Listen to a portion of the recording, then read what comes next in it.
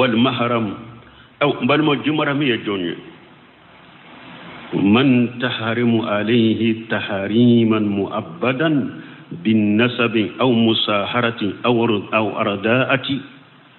جمرم يده مصفر لحرام يراتي منك بدا بدا بدا هاد نجنيا مصدر على دلائل سكالفرو أكيرا أحرام يريك بدا ندمبده ube akera haramu yare ka bara ni sinjimi de ube akera haramu yare ka bara ni buranya dewa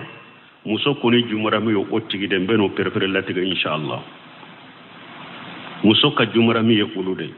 bo haramu ye chogo ya fulade tahrim muabadan ode ye jumara muso ka jumara mi nana bisika lankula na bisika tama tahrimu dobe ubafo tahrimu muaqqata wote muso ka jumara mi de mana ni muso dogoni bibolo ube akor muso bibolo ni muso min be bakele fakele ube fa ka kor muso to ibolo ube ka dogo muso to ibolo ale haramu ya ibolo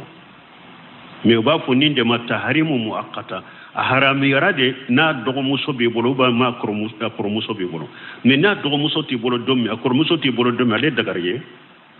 ba fo ni de mataharimu muaqqata ni tika jumura mede ube muso ni abanin chini be ebolo ate daga ni muso be bolo ate daga ka abanin chini furu ka faraka abanin chini haramu yari bolo ka dento ebolo mana muso bi ebolo furula donc muso bani muso mimbe bakele fakele ube be badela ube fa ka de muso into ebolo ate daga ka le furu ka faraka min ninye taharimu muaqqata ika jumra miten ninye de ube muso minye akoroke uba dogoni de muso de be bolo tiden ko te daga ikam muso tene muso furu ka faraka donc atene muso haramu yari bolo kale de toy bolo na ale toy bolo atene muso indagaraye donc nim fana taharimu muaqqata ninti ka jumrami yere taharimu muabadan mi haramu yara bada bada ni dambe ube sinjimi ube buranya bo mbe aya kala folo aya munna naka jumara mufo alako hurmati alaykum ummahatukum wa banatukum alako minye abba furuli nyo haramu ya auka wa banatukum aw dem muso furuli nyo haramu ya auka wa akhawatukum abbal mamuso furu nyo haramu ya auka wa ammatukum atene muso nyulo haramu ya auka wa khalatukum ani ewa abanchinu nyulo haramu yauka wa banatul aq ani balimake de muso wa banatul uqut ani balima muso ga de muso ani balima muso balima muso de muso nunu nye wolon fulay nunu haramu yari dambe haula isabwa minan nasabi ni wolon fulad haramu yari ka musoka muso munu fule nenye nunu furule haramu yara cheka taharimu muabbara wolon fula de nenye komi nyafo mbeno perpire latige oko fala ko wa ummahatun nisaikum wa ummahatukum allati aradanakum ana baw munu nye shindi awma shimmimi kito ika samfula shimmi konona la iye muso min shimmi shinya duru okeri baye sinjimi bayala allati wa khawatukum min aradati ana balma muso munu nanu yashimmi wa ummahatun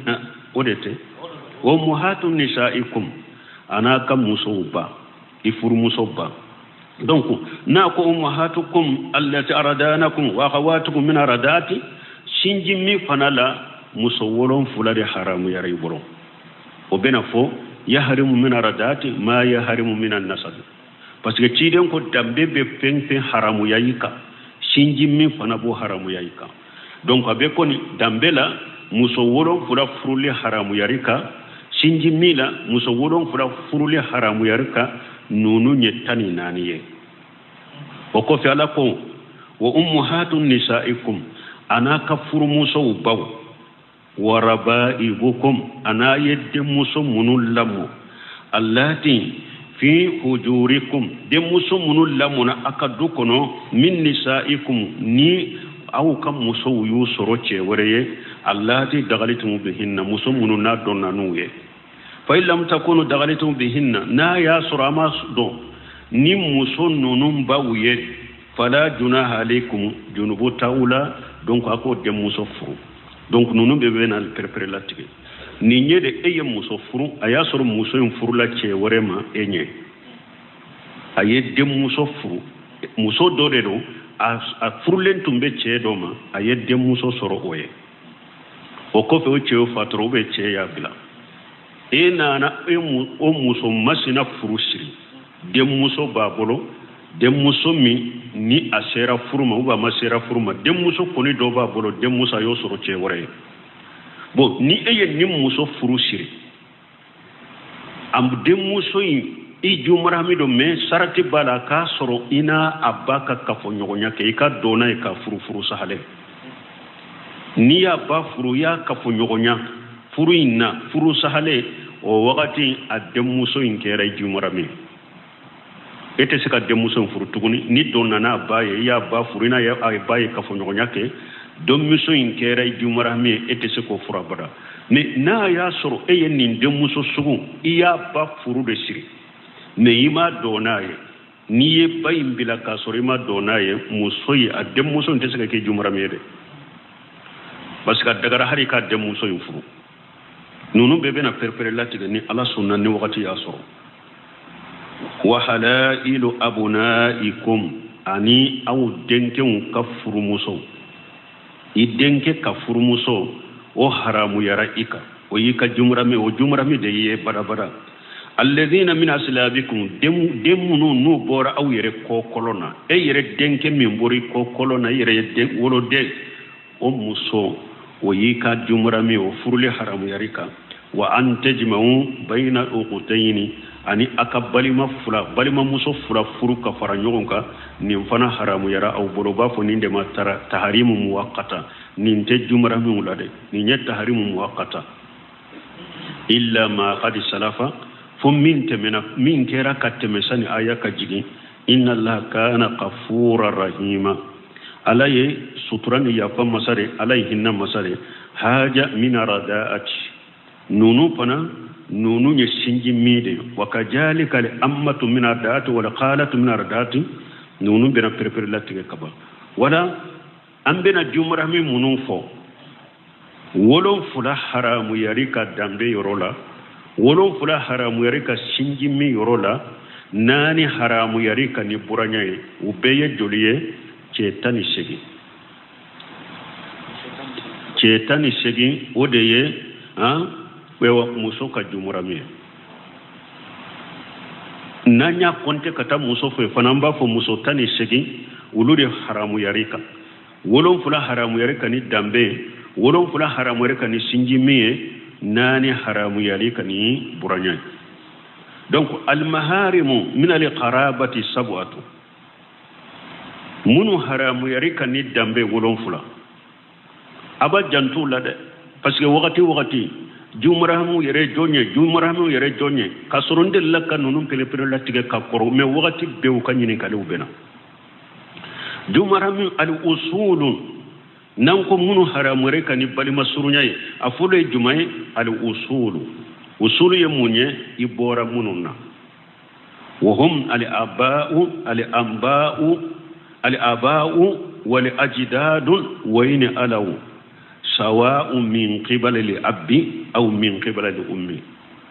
donc usulu ye munye ifa muso ifa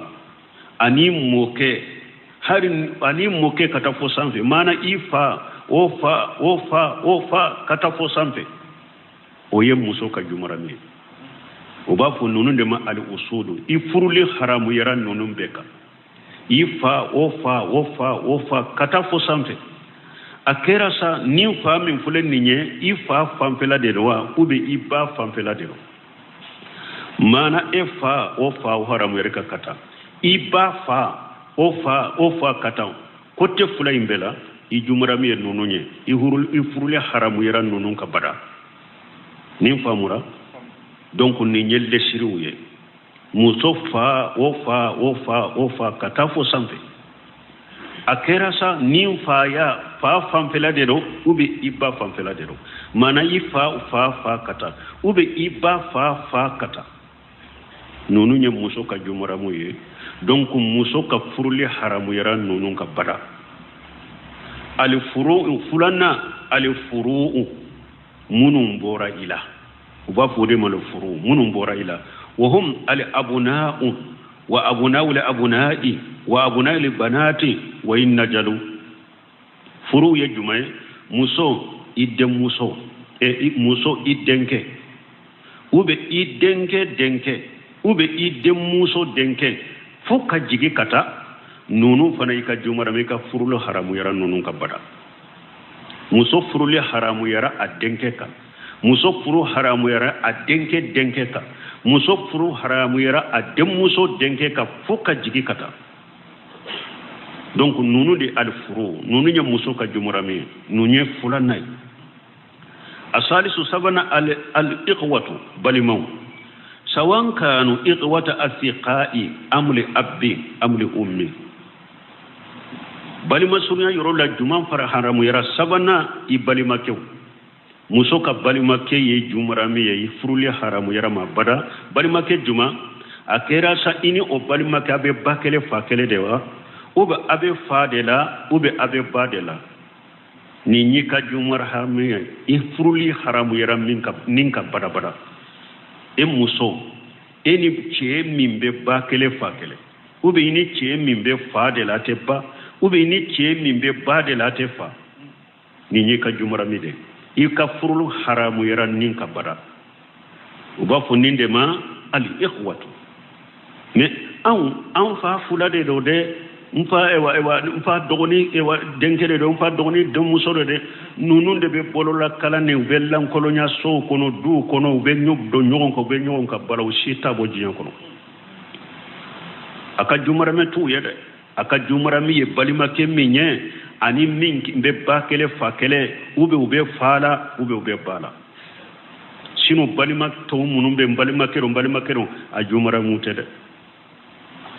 donc nanina anye sabana de ko al iqwatu ha nanina al amam muso minye ewa al amamu ha fa dogone ba fo mamuna ibinanke al amam binanke sawan kanu amama asiqai amli abbi aw li ummi أو لأمي وسواء كانوا أماما للمرأة أو لأحد من آبائها أو أمهاتها فإن أم الإنسان أم له ولجريته مهما نجلوا أبنانك مصب بنانك أكرسا نمبنانك إفانا بباكل فاكل ده ube ifana be fadela ube ifana be badela muso furuli haramu yara nin fana bolo ifani cini binanke ifani ce min be bakele fakele ifani ce min be bala ute fala ube ifani ce min be fala ute bala o fana muso furuli haramu yara ko bara oye muso ka jumara mi ewa akera sawa binanke fana kera ni akera sa nin binanke ye muso yere ka binanke de ewa ube muso fa do de ka binanke do wa ube muso ba de do ka binanke do wa parce que mogo i ka binanke e bire ka binanke de do ani do mana muso yere ka binanke ya jumra miye i fa binanke yi ka jumra mi de i ba binanke yi ka jumra mi de ay ni ro fam parce que ni muso koni e binanke kera minye eni deumbe de binanke do voilà ifa binanke kera minye e fa ni e ye chede e binanke ye minye muso ni e binanke ye minye eni I deumbe de binanke do sawan kanu li ahadi min abaiha aw min ummahatiha akera muso ka fa do de binanke do ube muso ka ba do de binanke do ale yere ka binanke do ana do ni binanke ya njigina togo ni famura ni nyenani nay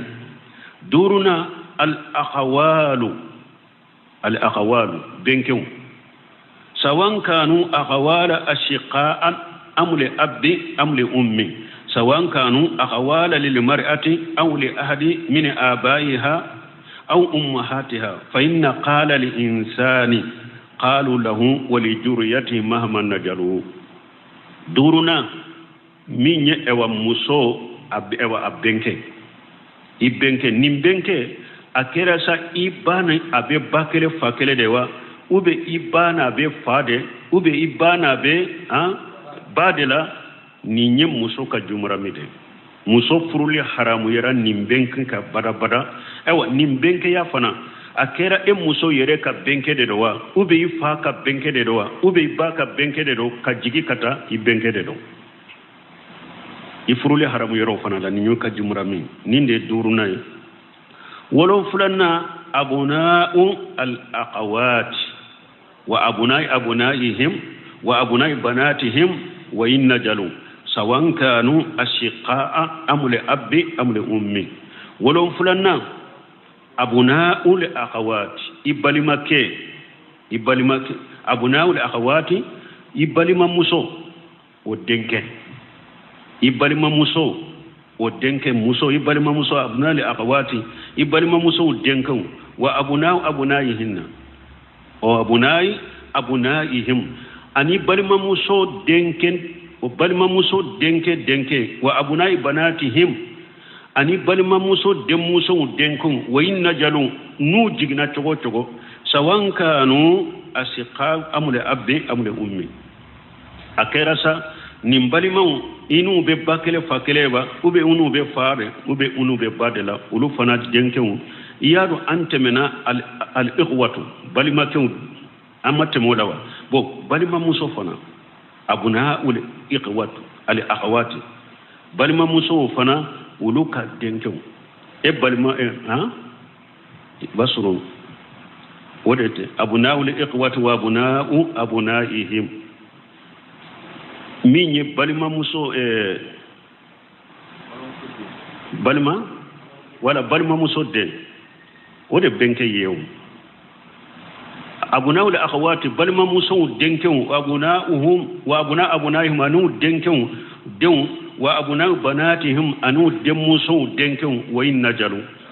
nu jigna togo sawan kanu ashiqa amul abbi amul ummi akerasa unu be bakele fakele uba unu be badela ube unu be fadela balma musu fana denken ye musu ka jumrami ninya abna li ikhwatu abekum sebeli kalam mali parce que abuna ul akhawati o fana be tuguni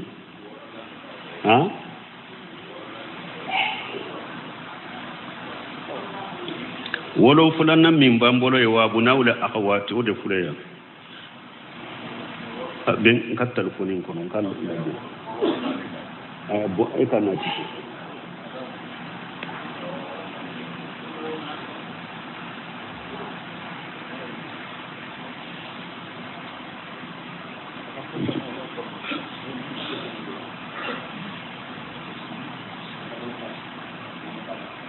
ekelenya folo nyim fora bo yede al iqwatu be balima ke woni munu be bakele fakele o de sabananye bo sisa mbe yoro mi sisa wo yede abuna al iqwatu wa abuna al akhawat donc sabanayin tunye al iqwatu o ye balima ke wo de ni munu be bakele fakele u be wefa bo sisa nye wolon fulana ke jumaye abuna al iqwat abuna iqwatu minye ibalimake adenko muso ibalimake denko wuli yukajumuramide wa abunayihim ani balimake denko wa abuna'u banatihim ani balimake adenko adenko dem wa abunai banatihim udem muso denko wa inna jalu ujigna na chogo sawanka nu ashiqai akera sa ini nimbali make muso ni nimbali make bakele fakele desa awli ummi ube muso ni balima kebe e babade la sa awli abdi ube muso ni balima kebe fade la famura donc nunu ye muso ka jumura mi a balima ke denkew ube a balima ke denkew ube a balima ke dem muso denkew ni balima ke nani balima ke be bakere fakele de wa ube fade la ube bade la nunu ye muso ka jumura muso ka furule haramu yara nunu ka wolon fulana de abuna ul akhawati muso ibalima muso denkew wa abunayihinna ani ibalima muso denkew dem muso denkew abuna ul akhawati wa abunayihinna ani balima muso denkew wa abuna'u banatihinna ani balima muso dem muso denkew wa inna jalu udigna chogoto nin fana famura muso sawan kunna shiqati amule abdi amule ummi muso eni muso min be bakele fakele ubi ni muso min be fala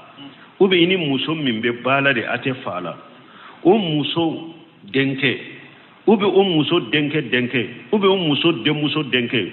ifuruli haramu yara wuruka ulu yuka jumurami afamura nunu yuka jumurami akera sa ini muso imbe bakele fakele dewa ube ini muso imbe fadela ate bala ube ni muso imbe badela ate falawo ni muso denke balima muso min fule ninye adenke ube adenke ube adem muso denke wujigina kata chogo ika jumurami nunu itese kufuru donc ni wolon fula min fule ninye nunu haramu yara ni munye dambe anko wolon fula min haramu yari balima suran dambe wayen ni wolon fula wal maharim min aradai najiru al maharim min an nasab bon muno haramu yara ni sinji miye abe komi muno haramu yara ni balim ewa dambe yedro donc dambe ni wolon fula min fule ka fawuye ni ye nunu do doro sinji min fana la ni wolon fula de haramu yara ibolo mana iba sinji mila ube ibalima ke sinji mila ube ibalima ke denke sinji mila ube ibalima muso sinji mila ibe ibula muso denke sinji mila ube ibinanke sinji mila ube ibenke sinji mila kata wolon fula mi haramu yare kani dambe wolon fula nyogona de be haramu yare kani sinji mi fana me sinji mi na kere ka sanfula kononana ani ye muso simmi sinya duru donc sinji mi haramu ya bena odela donc ni kera joliya wolon fula sinji mila wolon fula dambelo kera joliye tani nani kera ninye parce que sinji mi munna anko ni mi haramu yara ni dambe abe haramu yani sinji mi ci den ko ya harimu min arda'i ma ya harimu min an-nasab ci den ko sinji mi be fin haramu fe mo fe be haramu yani dambe ci den ko sinji mi ba haramu ya ni hadisa muntafaq alayh donc ni ñetani nani wal maharimu bil musaharati arba'atu bo muso munu fana haramu yara ifruli haramu yara boro ni buroñaye nani dedo afolo jumay abuna ujawjil mar'ati muso ifruke denkew wa abunaihim ani furu muso denkew wa abuna'i banatihi ani ifuru muso ifuruke adem muso dew wa inna jalu ijigna chogo ayeni yoro fana famwa muso iche dew hari na ye dem munun soro muso wore de ye o dew soraye muso iche dew ni ka jumra mi de ka furule haram yara uruka iche denkew ika furu haramu yara uruka iche ka dem muso denkew ifurule haramu yara ko ijigina kata chogo ni nyafolo min haramu yara ni buranya fulanna aba ujawjil mar'ati wa ajdadihi min qibali al-ammi aw ummi wa in alaw fulanna yemunye aba ujawjil mar'ati muso ichefa yi ka haramu ye o fa yi ka haramu ye kata fo sanfe akera sa iche fa min fulen ni afa fam fela de do ube ba fam fela de do mana iche ofa ifurule haramu yarama iche ba fa ofa kata fo sampe muso furule haramu yarano fanama ay nim fana famu wala muso iche fa ofa kata fo sampe o haramu yarima ube iche ba fa ofa kata sampe chogo o haramu yarima ni nya fulana munu haramu yarani buranya fanai sabana ajwaju banatil mar'ati wa ajwaju banati abunaiha wa ajwaju banati banatiha wa in najalu sabana munu haramu yarani buranya muso ajwaju banatil mar'ati ajwaju banatil mar'ati muso idem muso dem muso ce waju banati abunaiha ube muso adenke o dem muso ce waju banati banatiha ube muso dem muso ce wayin najalana nunu fana jigina kata chogo nunu fana haramu yara muso haramu yara nunu mbolo ayenni yoro fana famuwa ajwaju banati almar'ati muso idem muso ce waju banati abunaiha ani muso idenke dem muso cew wa ajwaju banati banatiha ubi ka dem muso ce wayin najalana wujigna kata chogo nunu fana haramu yaran nunun ka donc ni sababu ne wa hajihi la anwa'u salasatu bon ni en qualité sabab min fulen ni nu haramu yarni buranyai tasbutu al maharamiyatu fihim bi mujarrad al aqd al shahih jumaramiya be sabati ini nunun ce ni furusri sahalenye ala jawjati musabbalo wa in faragha qabla al qalwati wad dukhul hari niye mewa musoyin dem musoyin bilade sani ka dona ube sani na kallan kurnya ba haramu yarima ayeni yoro famuwa ni sabab min fulani misali la amma ko muso anya damina jumanna ay sage kata kofe abuna ujawjil mar'a muso iche addew donc wewa denke ni e faye muso furusiri sahale hari ni fama dona yifa na mallan kolonya ya bila ube asara kato fokata jawle e dente se ko muso fu akidu shehu dro haramu yarika hari nay fama dona ay nin famu ni nyefoloy aba'u jawjil mar'ati muso ce afa e fa fana ni denke ye muso furushiri i denke aye muso furushiri hari ni denke madoni muso yinye ana mallan kolonya na ya fara nyogonya ya belay fate sika furabada depuis denke ya muso yin furushiri furusale droit faramera e fa bolo hari ni denke nya bila madona fo kata jianwuli o muso haramu yara e kayte siko fu ajumrami ye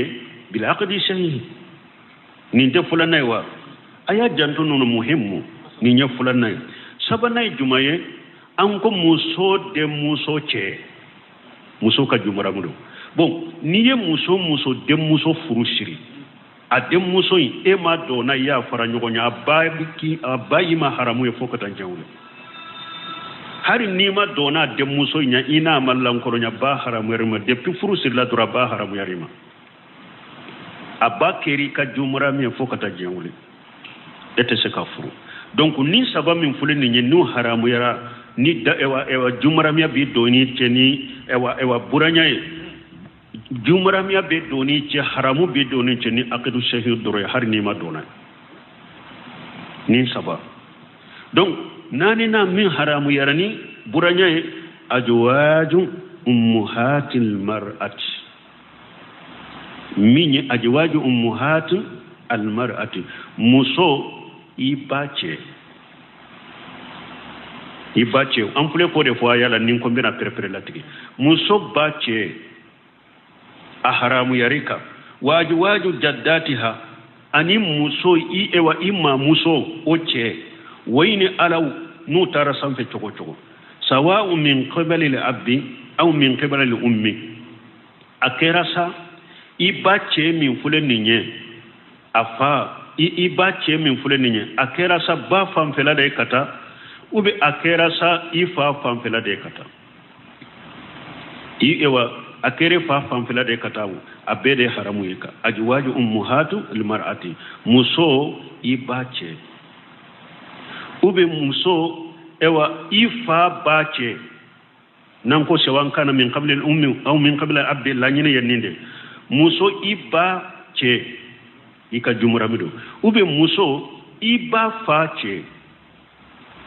ika jumuramido atara sampe chogo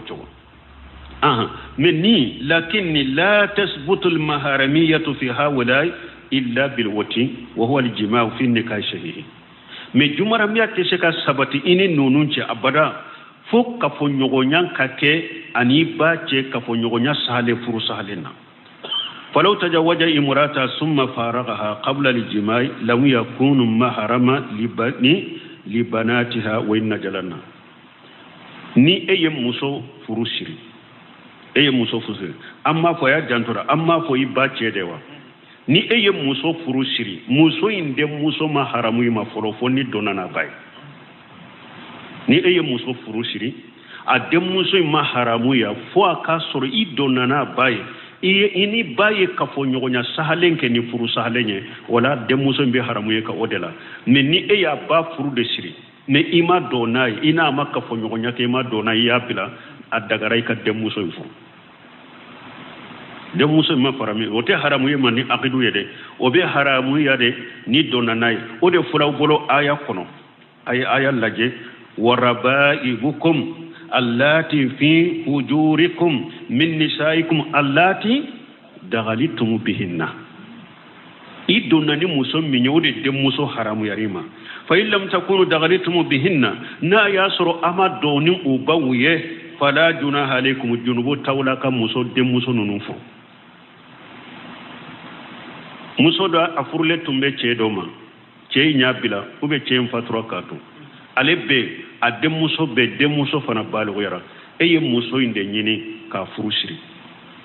uko karasa ni muso de furushira ko uko ya de muso nyuma babolo yere balu yaro sera furuma nya ya surafa muraibe se ki bof bala kado de muso ni ma doni baye ni ma doni baye be daga ikabo bala ikade muso furushiri ka dona mais ni dona ni baye durabana de muso ni haramarema bada ite se ka furu donc ni nani na farala tani nani ka jolido tani segi la tani segi muso munu haramu yara ibolo tani segi donc jumarami en nonunde nanko muso kana tama ni jumarami tala jumarami en nonunde on nonun kelen ni muso be tama muso che ko ni kuma mana wala o ya ka jumarami donc muso ka jumarami nonunde munu haramu yara afuru haramu yara munu ka sisa bara de aka jumarami nonunde ani nonunde be se ka tama ke na be tama akana tama ni nonun do la kelendete awa mbalmu ambe min farani yoroka ube munu fo ka funna be dana ya jamala de maliki ko be dana ya jamala de donc imamuna maliki ko wa kullu maqbulu mardudu alayhi sahibu hajal qabr maliki ko mo be ika kuma dobe mina kuma dobe sagima fo nen qabr tiga ciide sallallahu alaihi wasallam bo maliki nunu ya kuma munun fo o yorola kuma sabo mawte dana ya jama kuma sabo dobe ta della ke fana karmo dobe surambolo ya hiju wakati la ko muso be se ka tamani jumara mitala ko ciide ko jiyan laba ko muso kelembe bo kabo sana'an kata hadara mawte ko ibe ewa kuma kono wuli ne soro bawula te fen kula ko ciiden ko muso kelembe wuli kabo sana kana hadara mawte ko ewa te sirafo yeni alate Sheikh Albani ko tumamu ya nyini ka ko maliki nunun ba fo ko muso be dana ya jamala ako ciiden ka hadisa de be jate mina ako munu be delila ke ni hadisa ya ko delila te ni hadisa la koy akoni hadisa cide manni hadisa fo bitesiri ayeni hadisa fo bi akhbar al qaybiyya aye ko dogolendo de katibariya fo mais ame hadisa infoni sariyaliye de abe ko min cide ko hadisa dola ko jiya laba yatatawaluna fil bunyan mo be nyugonda bon e wa kogo janna ni etasi jawndila la akoy sika o ba daga kwan kan nyugonda etasi jolila hadisa en boyirawa cide nye jiya laba katibariya do de fo ko abenake ani o ye sariya e wote kelenya de o hadisa mana sariyali kama o hadisa cida nye jiya laba kibariya de do fo abe ko min cide ko ako wakati do be na jiya laba ko ceni muso be kafo nyogonyo ko be nyogon nge bolonde la ka je nyogon be komi daba uba ke chogomi est ce que ba ira ko dagarade o ya ira ko ye sariya wa cide nye jiya laba ko de fo nela ani o forani sariyali wote kelenye donc o hadisa te sika ke delelay o ma foni sariyali e o fora de ka jiya laba ko dogole do de fo donc doni ko